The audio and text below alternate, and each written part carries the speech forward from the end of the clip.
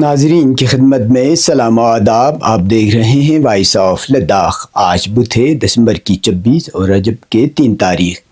آج کی تازہ ترین خبروں کو لے کر میں سعید ہاشم رضوی حاضر. ناظرین سے گزارش ہے کہ تازہ ترین خبروں اور حالات و واقعات سے باخبر رہنے کے لیے ہمارے چینل کو سبسکرائب کریں اور خبریں آخر تک ضرور دیکھیں. آپ دیکھ رہے ہیں آپ کا پسندیدہ news channel voice of Ladakh.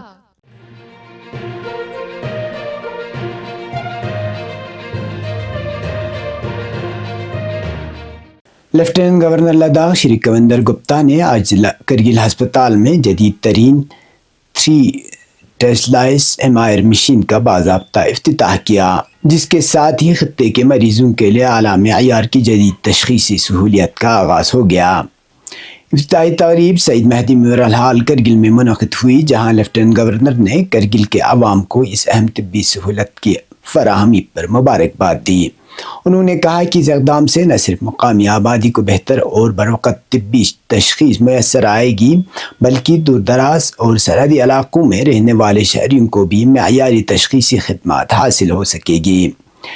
Media کے سوالات کا جواب دیتے ہوئے لیفٹیننٹ گورنر نے بتایا کہ MRI مشین کی تنصیب کے ساتھ ساتھ اسے مؤثر انداز میں چلانے کے لیے ڈاکٹروں اور طبی عملے کو جدید تربیت فراہم کی جائے گی، جس کے لیے انہیں مرحلہ وار دیگر مراکز میں بھیجا جائے گا تاکہ وہ بہتر مہارت حاصل کر کے عوام کی خدمات انجام دے سکیں. ذرائع ابلاغ کے نمائندوں کی جانب سے لیہ ضلع میں ہل کونسل انتخابات سے متعلق سوال پر لیفٹیننٹ گورنر نے کہا کہ لیہ میں جمہوری عمل کی بحالی کے لیے سنجیدہ کوششیں جاری ہیں اور اس حوالے سے مناسب وقت پر اقدامات کیے جائیں گے.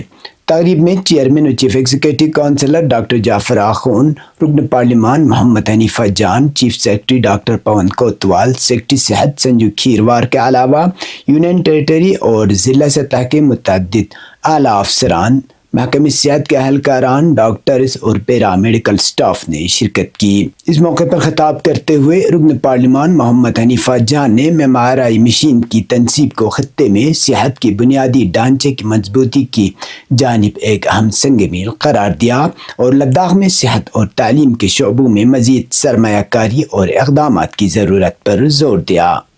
چیف ایگزیکٹو کونسلر ڈاکٹر جعفر آخون نے کہا کہ یہ سہولت عوام کی صحت کے تحفظ میں نمایاں کردار ادا کرے گی. انہوں نے ضلع ہسپتال کرگل کو ترقی دے کر منی ایمس ہسپتال بنانے کے مطالبے کو ایک بار پھر دہرایا. چیف سیکرٹری ڈاکٹر پون کوتوال نے منصوبے کی تکمیل میں شامل تمام سٹیک ہولڈرز کی کوششوں کو سراہا.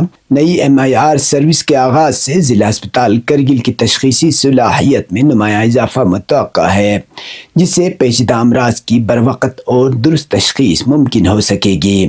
یہ اقدام مرکزی اور UT انتظامیہ کی جانب سے لداخ کے دور افتادہ علاقوں میں صحت کی سہولیات کو بہتر بنانے کی جاری کوششوں کا ایک اہم حصہ قرار دیا جا رہا ہے.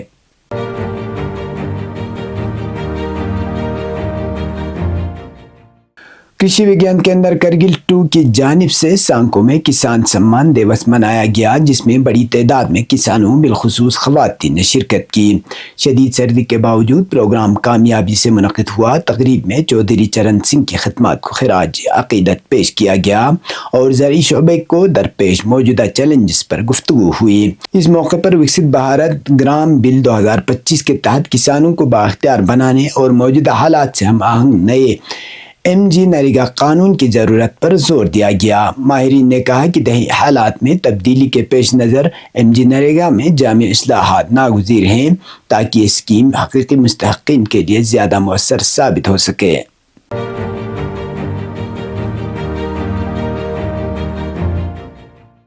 کرگل کے سب آرڈینیٹ سروس ریکروٹمنٹ بورڈ نے 10ویں اور 12ویں سطح کی مختلف اسامیوں کے لیے منعقدہ تحریری امتحانات کے بعد شارٹ لسٹ نتائج مشتہر کر دیے ہیں.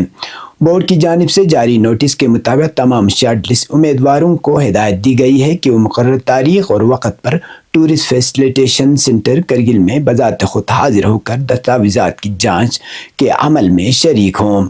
نوٹس میں واضح کیا گیا ہے کہ امیدواروں کی شارٹ لسٹنگ مکمل طور پر عبوری نوعیت کی ہے اور کسی بھی امیدوار کی حتمی تقرری کا انحصار متعلقہ بھرتی قوانین، اشتہار میں درج شرائط اور تمام اصل دستاویزات کی کامیاب تصدیق پر ہوگا۔ بورڈ نے یہ بھی واضح کیا ہے کہ دستاویزات کی جانچ کے لیے بلایا جانا حتمی انتخاب کی ضمانت نہیں ہے۔ شارٹ لسٹ امیدواروں کو ہدایت دی گئی ہے کہ وہ آن لائن درخواست فارم کا پرنٹ آؤٹ، تازہ پاسپورٹ سائز تصویر، تعلیمی اسناد، ڈومیسائل سرٹیفکیٹ، زمرہ جاتی سرٹیفکیٹ، شناختی دستاویزات اور دیگر مطلوبہ سرٹیفکیٹ اصل حالت میں ایک سیٹ خود تصدیق شدہ فوٹو کاپیوں کے ساتھ پیش کریں۔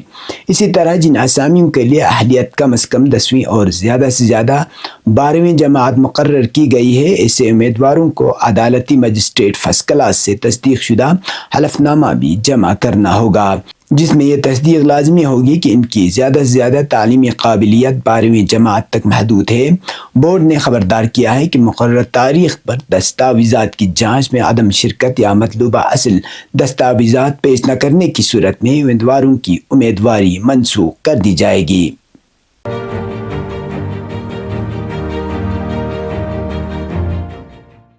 تحصیل آفس شرگول نے ICDS پروجیکٹ شرگول کے اشتراک سے کمیونٹی ہال درکت میں گڈ گورننس ویک پرشاسن گاؤں کی اور منایا۔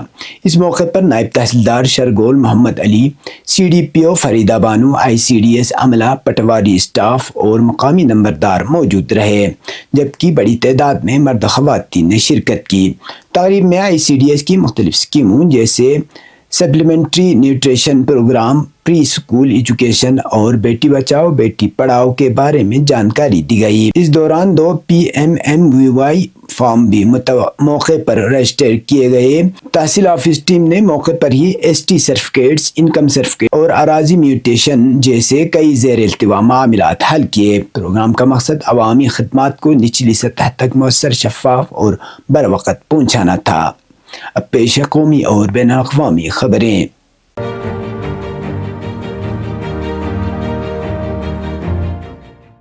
Indian space research organisation ISRO نے بدھ کے روز LVM-3M6 مشن کو لانچ کیا۔ یہ بلیو برڈ بلاک 2 مواصلاتی سیٹلائٹ کو امریکہ میں قائم AST اسپیس موبائل سے زمین کے مدار میں لے گیا۔ یہ ہندوستان کے کمرشل لانچ پروگرام میں ایک اہم سنگ میل ہے۔ اسرو کی LVM-3M6 وہیکل بدھ کو صبح 8:55 پر ستیش دھون اسپیس سینٹر سری ہریکوٹا سے روانہ ہوا۔ یہ مشن اسرو کے ہیوی لفٹ LVM-3 راکٹ کی 9ویں آپریشنل پرواز کی نشاندہی کرتا ہے اور اسے ایک وقف کمرشل لانچ کے طور پر کیا جا رہا ہے۔ اسرو نے منگل 23 دسمبر کو اس مشن کے لیے 24 گھنٹے کی الٹی گنتی شروع کی تھی۔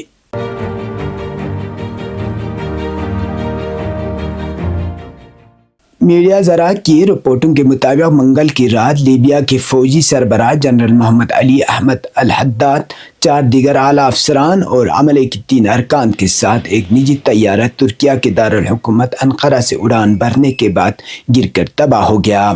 اس حادثے میں طیارے پر سوار تمام افراد مارے گئے۔ لیبیا کے حکام نے حادثے کی وجہ طیارے میں پیدا ہونے والی تکنیکی خرابی بتائی ہے۔ ترک حکام نے بتایا کہ لیبیا کا اعلیٰ سطحی وفد دفاعی مذاکرات کے لیے انقرہ میں تھا، جس کا مقصد دونوں ممالک کے درمیان فوجی تعاون کو فروغ دینا تھا۔ بدھ کو ترک وزیر داخلہ نے بتایا کہ طیارے کا بلیک باکس برآمد کیا گیا ہے اور متعلقہ عہدیداروں نے تحقیقات شروع کر دی ہیں۔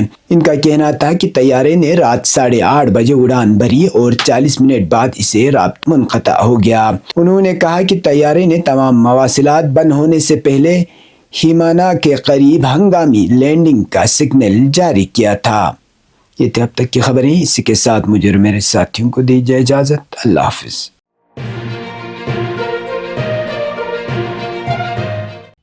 مقامی، قومی اور بین الاقوامی خبروں سے باخبر رہنے کے لیے چینل کو لائک، شیئر اور سبسکرائب کریں، ساتھ ہی بیل آئیکن دبانا نہ بھولیں۔